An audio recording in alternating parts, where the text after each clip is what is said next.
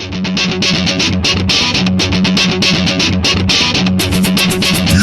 are listening to Para X.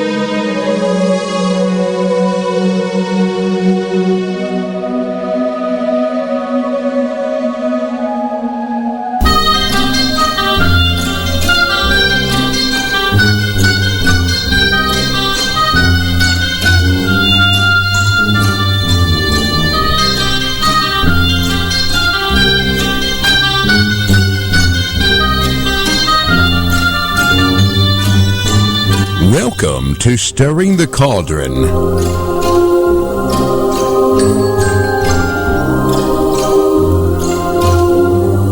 Now, here's your host, Marla Brooks. Hey, merry meet everybody, and welcome to Stirring the Cauldron here on the Pair X Radio Network. My opening song was called The Angelic Choir, and that's because we're going to be talking about the power of angel medicine with my guest, Joanne Brocas. Now, Joanne is an award-winning and best-selling author, angel expert, and intuitive energy healer. She's passionate about teaching people how to connect with angels, how to develop their intuitive awareness, and how to develop their own healing abilities.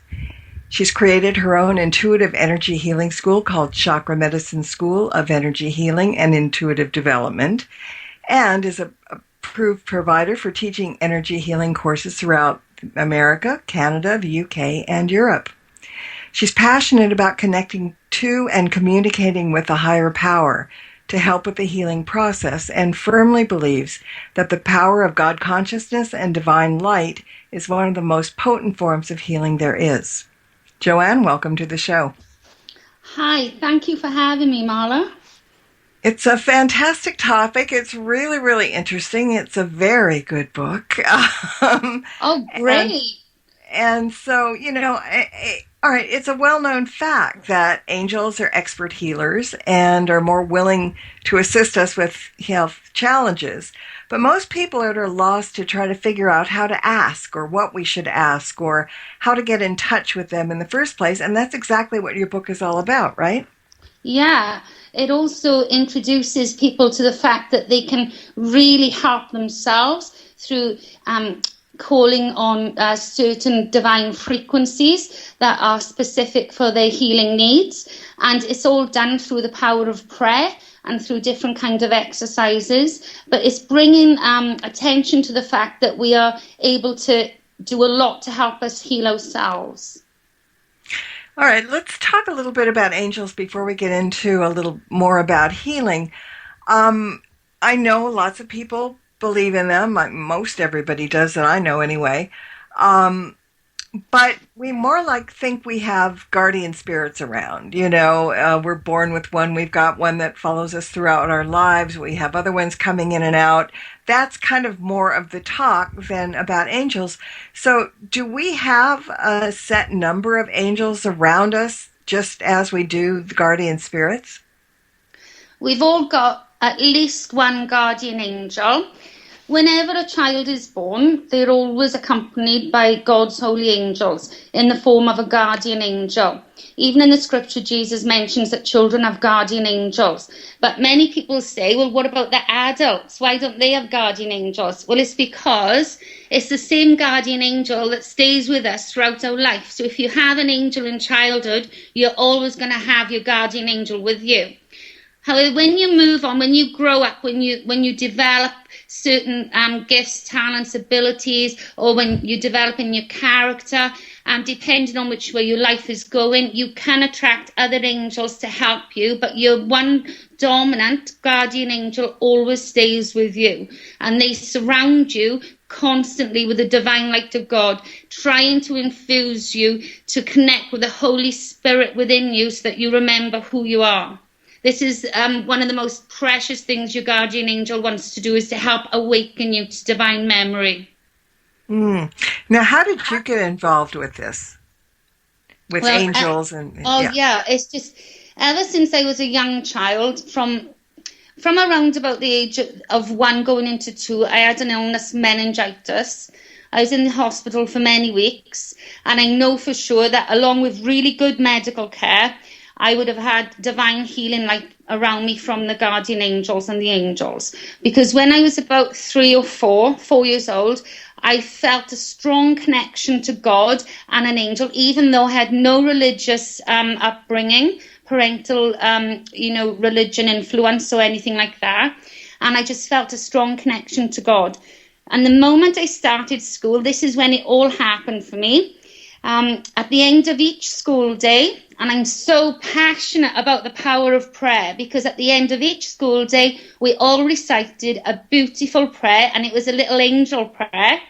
And this prayer touched my soul, that I remembered it, loved it. And each night, from a very young age, I would repeat the same angel prayer. And I still say it today, and I'm 44 now, and I still say it today. But this prayer absolutely strengthened my divine connection to the angels, kept my spiritual awareness to the heaven realm open because of the power of prayer. So it kept my connection, my spiritual connection open, which I was really pleased about.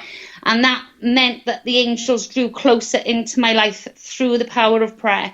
So every day now, I teach this prayer to a lot of children because they feel safe and secure and protected by their guardian angels. And it helps them to sleep, and it helps them to know that they are watched over by a divine power. Mm-hmm. Mm. Now, there's so much to cover in this book, and I'm kind of like picking and choosing things that kind of popped into my head. And one of the things that you talk about is our spiritual and energetic anatomy. And yes. I think it would be good to talk about that and explain it, because obviously it ties into the healing process and everything. Sure. Well, when we're born, obviously we have a physical body, but we also have a soul. So our soul and our higher self is from God, and it infuses the physical body through the cellular system or the etheric subtle body, and it empowers our physical body with life force. So not only do we have our hereditary line, our bloodline to contend with, we also have our spiritual DNA to contend with. And this means that we bring in past life memories, or if somebody is not too sure whether they believe in past lives, they will certainly have soul memories from existing in the heaven realms prior to their birth, because at the end of the day, their souls are absolutely ancient. They did not get born with a clean slate in this life. So to help with the healing process, we need to consider the body as a whole, which includes the mind, the body, and the spirit, the emotional aspect of us and our psychological aspect of us, but certainly our soul. And the medical profession are brilliant with the physical aspect of us, but they now incorporating the spiritual side. And when we work at different areas and we help to heal each area with our physical needs, such as nutrition, exercise, water, and then with our spiritual needs, such as our communion with God, our alignment with the divine power, and our understanding of who we are in God, then we can bring more of that spiritual power into our body. And it certainly revitalizes us, it empowers us, it gives us more energy, it feeds life force through our meridians, and it empowers our chakras, because we have several different systems that all interrelate. And all of these energies work together to help keep us healthy and whole. But we definitely interfere with this vitality, and we can become easily drained through fear, through worry, through adversity. But there are ways that we can heal and overcome this by looking after ourselves and taking time to monitor all aspects of our mind, body, and spirit. Mm-hmm. Well, one of the things that we hear about all the time is preventive medicine. Yeah. And that doesn't just go for general everyday medicine in our mundane world. It also applies to angel medicine, because there are many, many exercises and energetic techniques that we should all be using on a daily basis to stay healthy, correct? Yes. Is there something in particular, one exercise for preventative that you might be able to share with us right now? Well, absolutely. One of the easiest things that you can do to help you to protect your energy, first of all, from day-to-day stress, and not just energetic stress or electromagnetic stress from things such as computers and phones, because we're all surrounded by that, but also other people's energies, such as emotional energies, anger, and things like that. There's one thing that we can do that absolutely helps us, and it will put you in a form of It'll help to boost your immune system, and it'll help to strengthen our vitality. And this is just so simple. It's just totally asking for the white light of the Holy Spirit to enter into your mind, body, and soul and surround your aura. That is all you need to do, and that's one thing that's going to help to protect you. And then another quick exercise, which is absolutely brilliant and really easy to remember, and one I teach to all my clients, is a simple one. And it's you have to imagine that there's another you, an invisible you, standing on top of your head, because you want to ground yourself, and you want to do it fast to bring all of your energy into the present moment. Because when your energy is in the present moment, you become stronger, more focused, more able to concentrate, and you have more power to heal. You become less scattered, and you become you're all there. Your awareness is stronger. So what you need to do, you pretend there's another part of you standing up on top of your head like a balloon, and you pull it through you. You pull it right down through you so that it completely aligns with your physical body. And then you imagine white light shooting from your feet into the center of the earth.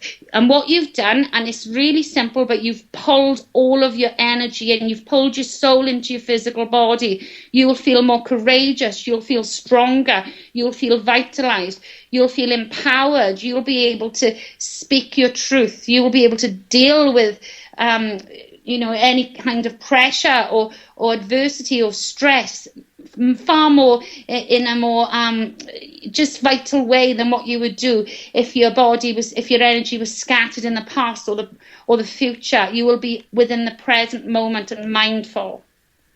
That sounds really good, and as you said, very easy to do. Very easy. Just the white light and that balloon exercise, and those two things have already made a remarked improvement on your day-to-day energy. And I know most of us use a white light for protection in general. If there's something going on, we always call, although some people call on a pink light, but I just, the bright white light is one that works best for me. So it's nothing that we're not familiar with. So that's a really good, some good advice. Now, do we ever, because, we're going to talk about calling angels to us for particular help and this and that, but before we get to that, do we ever receive healing help from angels even if we don't ask for it? Yeah, we always do. We continuously, each day of our life, receive a divine flow straight from the heart and mind of God.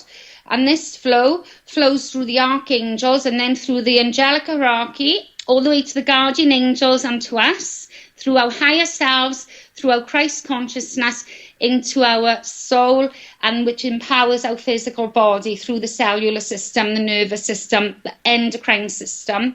So the angels are constantly sending us this divine light, and the 7 rays of divine light are broken into 7 different divine attributes of God's power, his wisdom, his healing, his strength.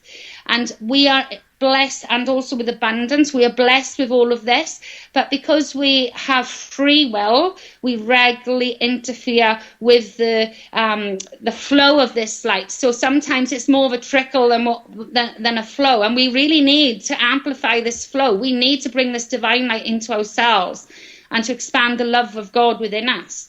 And that is the answer to all of our healing needs, our dreams and desires, our creativity. We can boost our creativity, and we can really make a difference in our lives and the lives of others by bringing in more of the divine light to God. But the angels will send us healing each day of our lives, even without us asking. But what happens is when we become conscious of our need for the divine light, and we can ask for it, and we can ask for certain streams of consciousness, then we really truly help to empower ourselves, because we become spiritually awakened to who we are, and we seriously know that we can enlighten our minds through bringing in the divine light to God to help us. It's fascinating. But if you ask, it's like you're tapping into more power, but you're still receiving it anyway, but it might be a trickle, not a stream. Yeah. Now we're talking about the divine light. We're talking about God and everything. And in general, your book is written from a Christian standpoint. Your prayers begin with "Dear God," sometimes mention Jesus Christ.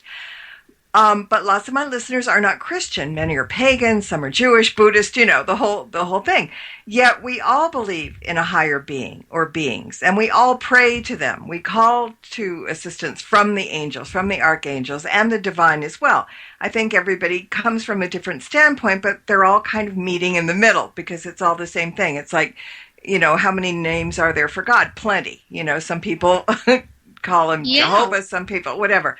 So when doing these prayers that you have in the book, can people use the prayers but maybe replace the word God with either supreme being, which is pretty much covering all bases, or the name of whoever it is that they pray to, and still be able to get the same results? Absolutely.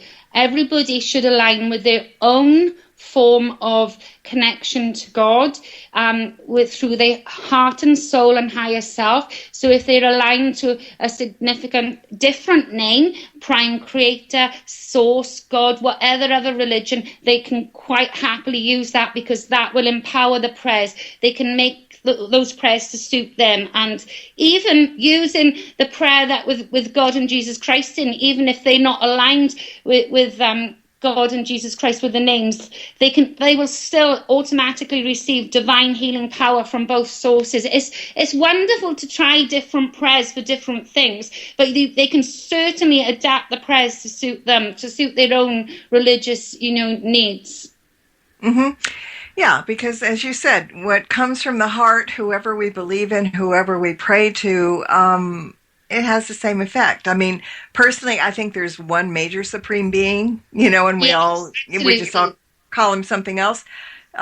So, as you said, the message gets there, but some people might pick up the book and say, well, oh no, I'm not Christian. I don't pray to Jesus Christ. I don't, whatever. Yeah, so I just kind of wanted to clarify that, because I don't see why not, why not? Absolutely. There's one prime creator, and we're all born in different cultures. So prime creator then becomes different names to different people, but it's still the one God, and we're still all part of the oneness. So they can use the prayers and adapt them to their own healing needs. It's just that I was born in obviously the Western world, and I'm aligned with God, Jesus Christ, and the Holy Spirit, and because it's my book, that's what I'm able to write about. But but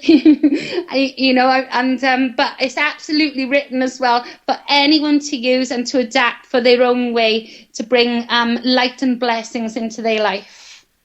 Yeah, and I really don't think the angels care who we pray to or whatever. I think it's just, it's like spirit guides and everything else. They watch over our souls. They take care of us, and we don't need to have a label saying I'm Christian, I'm pagan, I'm whatever, to get through. So, yeah.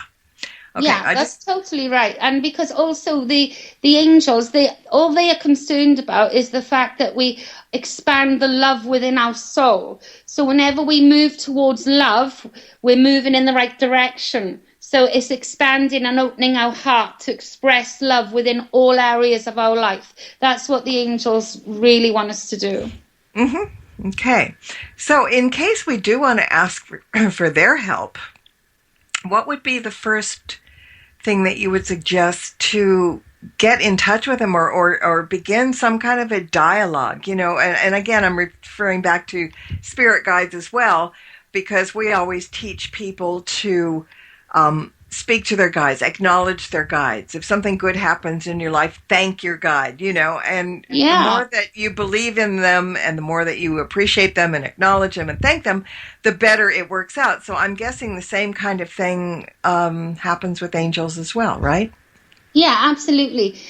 What happens is, in the beginning, when people maybe are not too sure whether they are actually in touch with a guardian angel, or even if they have an angel of their own, they can actually ask for a sign of their presence in their life. So you could ask the angel, you could send a mental intention for one. There's 3 different ways that you could do today to start that would be easy for you. That would be through sending a mental intention, which is ask, and then you believe, and you let go and receive. And I'll go through that in a moment. Okay. You could write, so you could write a journal, and then you could wait to be inspired with the answer back, and you could pray, or you could sit in meditation and wait for any guidance while you are in the theta state, or when your mind is at rest. But one of the easiest things to do for somebody who has never, ever connected to their guardian angel, who is so ready and willing to help a person, is to simply say, dear angel, send a mental intention. Please, can you give me a tangible sign or sign of your presence in my life? And one of the most universal of angel signs is the white feather. And this person who asks their angel for a sign will receive a sign, usually a white feather, although it can be, it's not exclusive. It can be other signs as well, like butterflies and songs on the radio, and things like that. So when they have asked for the sign, I usually receive it within 3 days of asking. And they will know, this is the angels, they don't need to give signs, but they really want you to know that they're around you in your life. And what you'll be surprised about when you ask is you'll start having confirmation of the angels through receiving, you'll notice them, you'll begin to notice statues of them, you'll notice them on artwork, you'll notice them on the television, on commercials or films, so they'll start to bring their presence closer into your life, and they are just willing to bring in more of God's divine light to help you. As long as they're not the Doctor Who weeping angels, we'll be fine. Don't blink. I think everyone's protected by their own vibration. Generally speaking, you never attract any negative or what you would maybe call demons or dark angels to you, unless you are in agreement with that kind of frequency. So unless you are vibrating from, unless you're an evil person, or you've got dark or sinister deeds, or you always protect yourself by your own character, by your own integrity, by your own humility, by your own connection to love. That's how you protect yourself. Mm-hmm. And, if anybody who is listening is going to take Joanne's advice and ask for help or a sign from an angel, if you do get a feather or you get some kind of a sign, please let us know. You can find me on Facebook. Let me know about it. And Joanne is also on Facebook. So I think it would be interesting, if you're going to do that, to see how many of you actually get that confirmation. I mean, obviously get the confirmation. You will get a confirmation. But there are people that completely ignore omens. They don't see them, even though they're right there. So it's uplifting. When you get the sign of a white feather, it's totally uplifting. You really do know that God's holy angels is surrounding you and protecting you and are ready to bless you in many ways. And not only that, you might see a lot of butterflies around you. If there's more than one butterfly, there's more than one angel around you. And it's absolutely amazing, because it's just for you, and you'll know it's for you because each sign is accompanied by a divine intuition of a knowing feeling and a loving feeling. So that's your confirmation as well. Well, we definitely need all those loving feelings for sure. Now, I know the importance of prayer, and I also know that there is no right or wrong way to pray as it comes from your heart. But in the book, you have a chapter on high vibrational prayers that give us a better way to achieve the best results when praying to the divine, and also angel medicine prayer frequencies as well. So can you explain that, please? Yeah, sure. When we pray from a point of power, as in from neutrality and from peace and harmony, rather than in desperation, or rather than in fear, because a lot of people will only pray when they're fearful, or when they really need God's help, rather than pray each day, or pray when they need something, but in a grounded, neutral stance. That instantly empowers your prayer, because your energies, your vibration becomes full of light, And when it's full of light, it's like it's energized. So the frequency is so vibrant. Your guardian angel will take your prayer requests to God to be heard, and they bring back God's answer in alignment with your greatest good. So when you pray high frequency prayers as well, it's always best to ask for your greatest and highest good, so that what you receive, that the divine guidance and help you receive in your life will work out for you. And a lot of the times we ask for things that are not necessarily good for us. So this covers that kind of thing. So it's also it depends on what we're talking about, high vibrational prayers as well, because prayer needs to sometimes be specific. We often pray without being specific. And I'll give you an example that really helped a client's father the other day. He had suffered from he slipped and fell and broke his hip.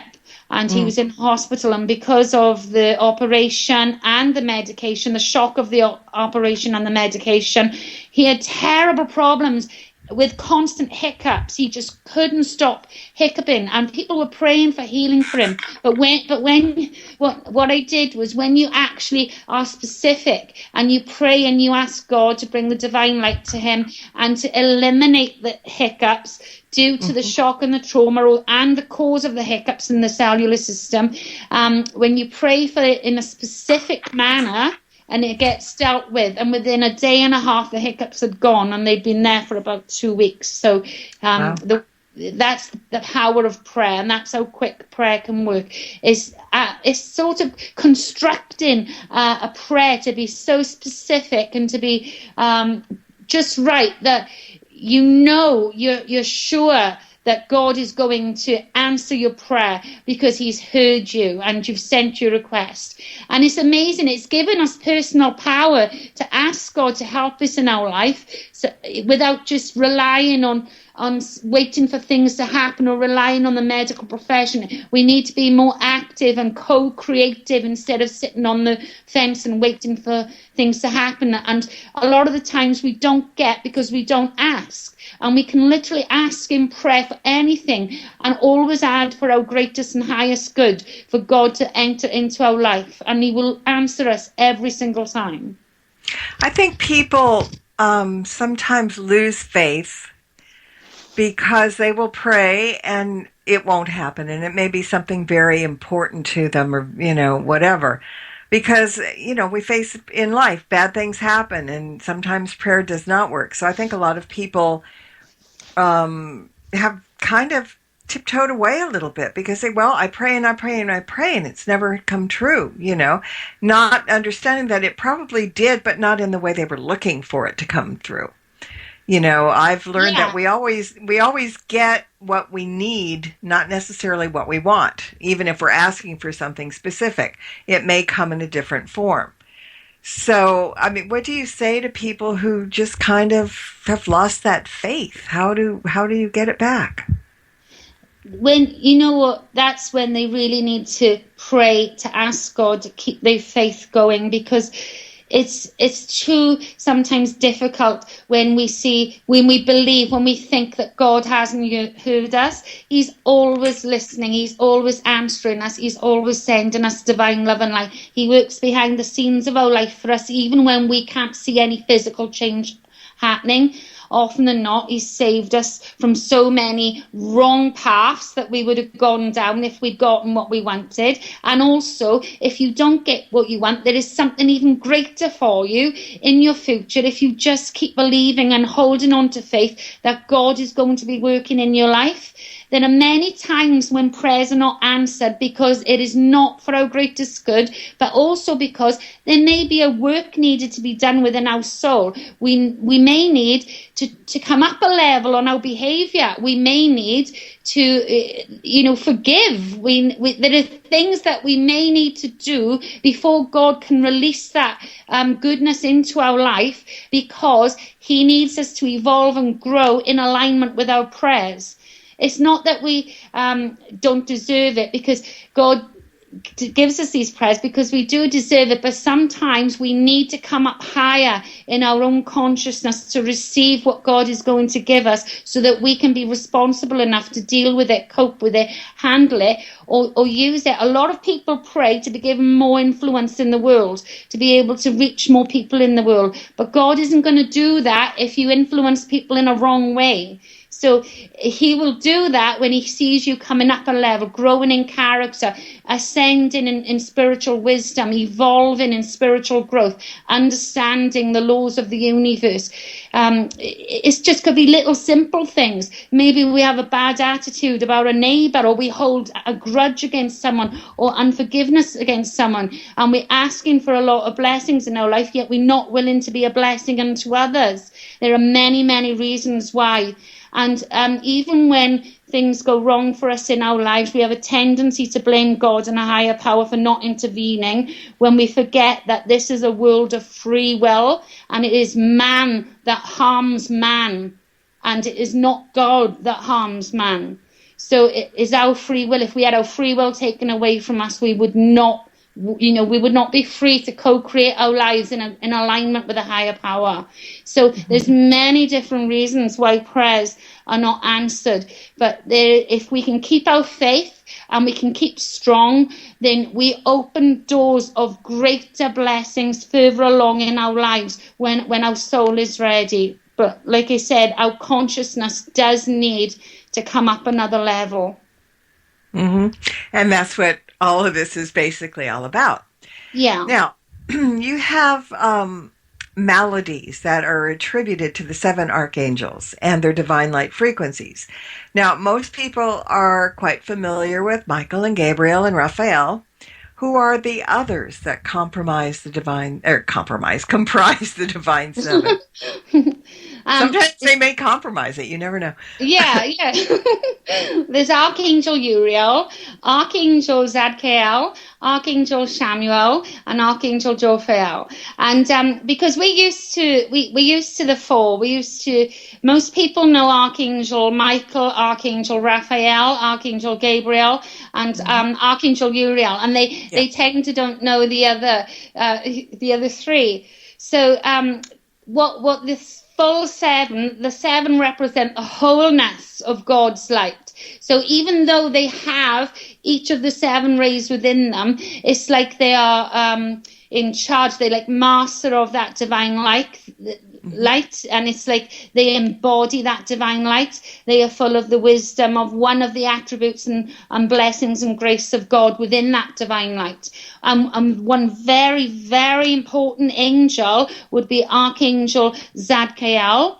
And this wonderful archangel, he embodies the violet ray or the violet light, which is an extremely powerful healing light. To the point, Edgar Cayce even mentioned this in many of his readings from as a diagnosis for treatment, for when he would diagnose somebody and then he would offer a solution to help treat someone. Often he would mention the violet light. And when I read that, I had goosebumps, because I don't know whether he was getting that from the archangels or the angels, or whether he was just bringing that through from a different source, because there's many different ascended masters that also work with the divine light and guides as well. But this violet divine light is so powerful that it's especially helpful for anybody who has any kind of disease, cancer, or going through chemotherapy, or going through any form of radiation. And it helps to penetrate the cells to release toxins, and to the emotional toxins, the physical toxins, and it helps to bring power to the cellular body to overcome and transmute any remnants of illness. But not only that, it's also powerful in helping us to forgive when we really have trouble forgiving and letting go, and it helps to it doesn't mean we forget any painful memories, but it helps to process and transmute and transform them, so that when we remember them, they become less painful and they cause less damage to our physical selves. Mm-hmm.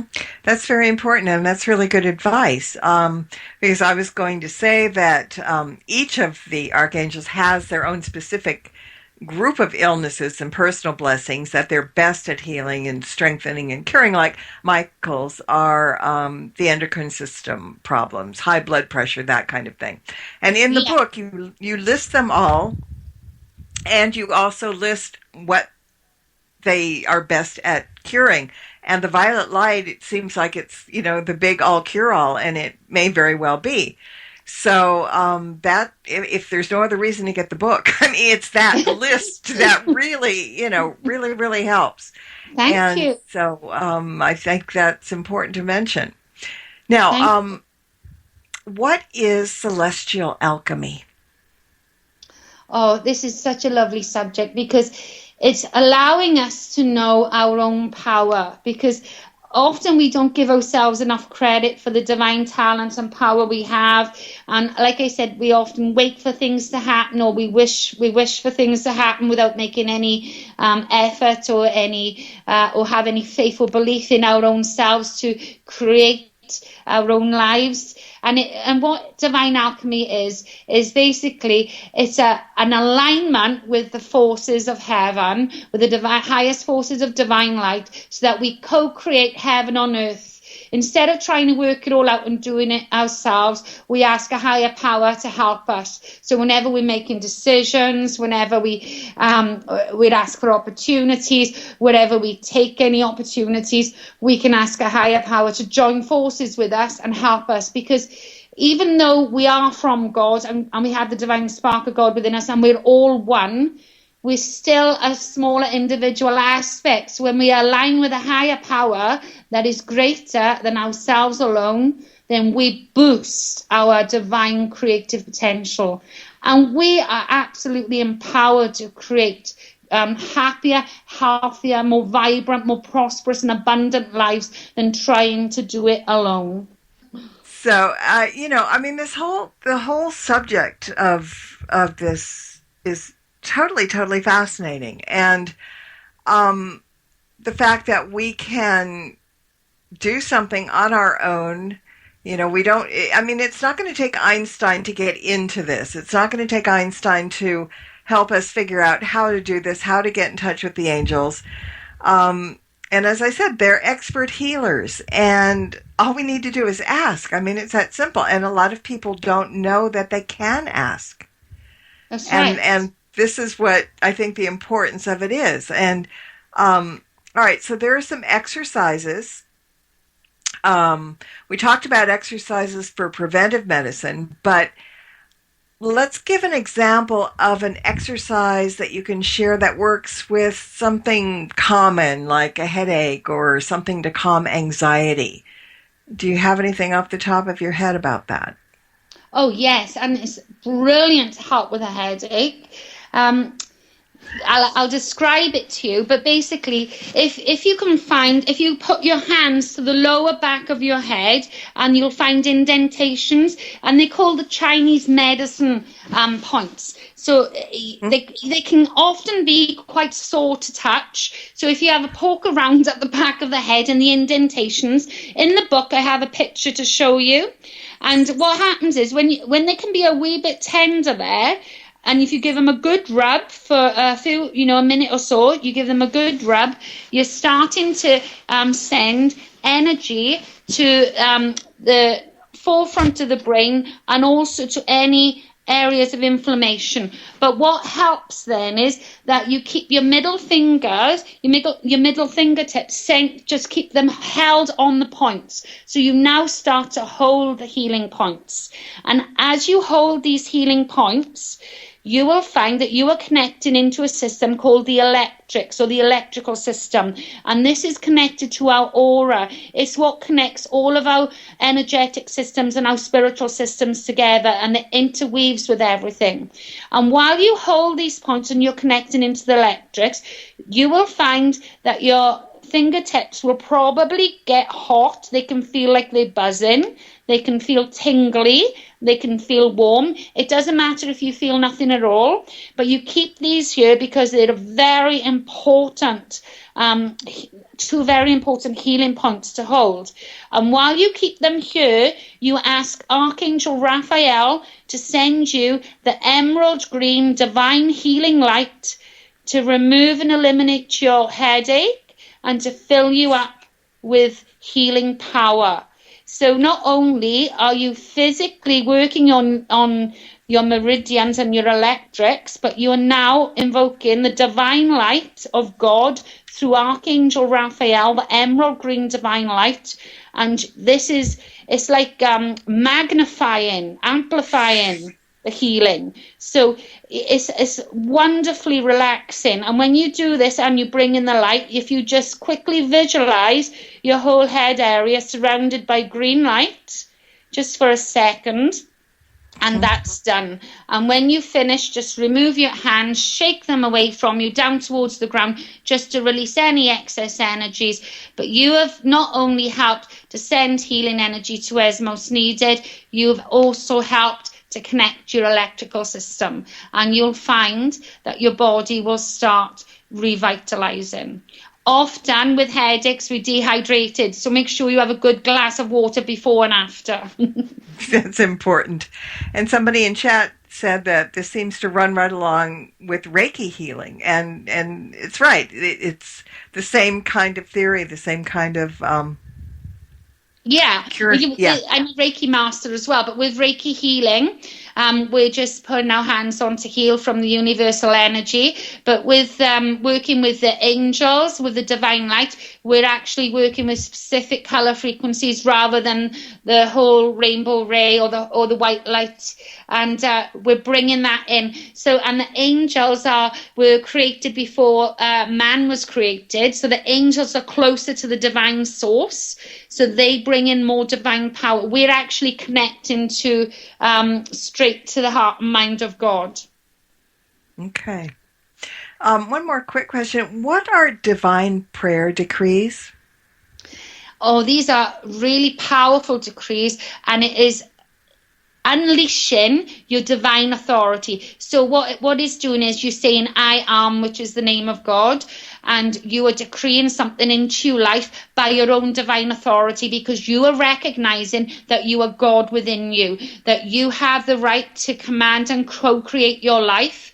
And this is why I say to read the book, because with the divine prayer decrees, and you are saying I am decrees, to decree something into your life by your own divine power and authority, you have to be sure that what you're asking for is certainly what you desire, what is right for you, because they're very powerful decrees. They're brilliant. I mean, seriously, I've used them in my life. I use them often. They help me with my health, with my work, with my life, with my books, with my writing. See, I do all these different kinds of prayers and prayer. I'm so passionate with prayer because I see the results, and the results not only affect my life, but they affect the lives of my family, my friends, my clients, my students, and their families and friends, and so on, because it's a ripple effect. We have to learn to start asking. But the more we develop our consciousness and expand the divine light of God within us, the stronger our power, our spiritual power becomes. So when we use the I am decrees then, with the spiritual power that we have within us, then we have become mighty and masterful co-creators. And we just have to get in the driver's seat of our own life and spirituality, and it'll take us to the next step. Absolutely. Now, do you have an exercise to stretch an hour? Because we're just about out of time. And I really do want to mention the name of the book is The Power of Angel Medicine, and it's energetic exercises and techniques to activate divine healing.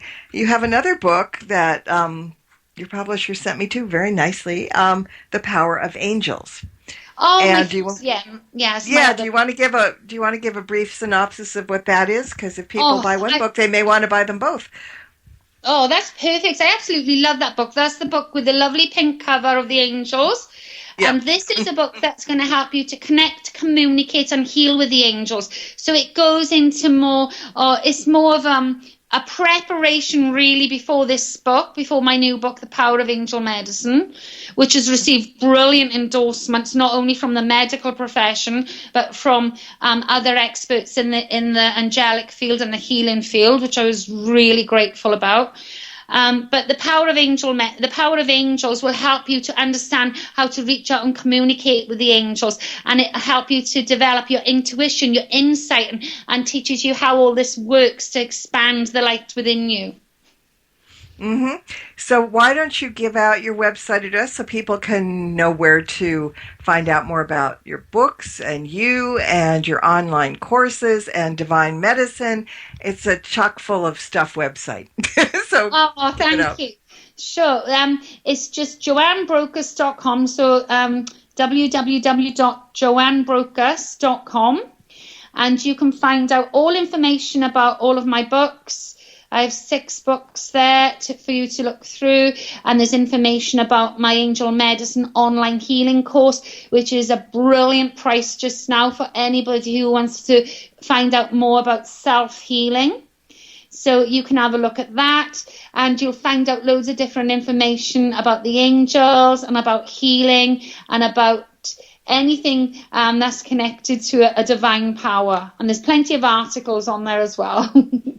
Yeah, there is. I mean, I could probably have spent the afternoon looking at everything, and I was particularly interested in the online courses because people, I don't want to pick up a book, and, I can't go here to do this, and blah, blah, blah. I mean, online is right in front of you, and it's right there, and so much easier. Yeah. So that's a really good idea. How long does the course run?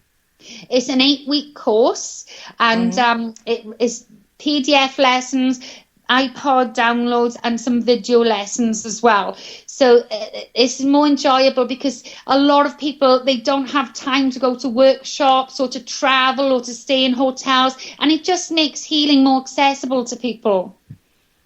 Exactly. I'm not saying that we're all lazy or anything, but it really makes a big difference when you can just sit down at your desk and flip on the computer and there it is. In a lot of ways, technology has kind of isolated people, and they're not as social as they used to be. And, kids will text to each other even when they're sitting next to each other rather than talking. Well, I know. It's so true. But there is a very good side to it as far as of connecting with people that you wouldn't normally be able to connect with. That's true. That's true. And it just helps people who are in maybe different countries that certainly would like to learn more, but they can't travel this far. And it's great to connect people of like mind. Mm-hmm. Well, I want to thank you for coming in and connecting with us tonight. And hopefully everybody that's listening is kind of like-minded in learning about angel medicine and how it can help, and that it really isn't a difficult thing for us to do. If we just sit down for a few minutes and put our heart and soul into it, it happens, right? Absolutely. The moment you ask, you will receive. So ask for a sign of a white feather, or ask the angels to bring you a sign. You don't even need to ask for the feather, and see what happens. And once again, if you guys do it, any of you do it, and it happens, please let us know, because it's always nice to get validation. I mean, you would be getting validation, and we will also be getting validation, which will give validation to more people. It works like that. Yeah. It works like that. That's great.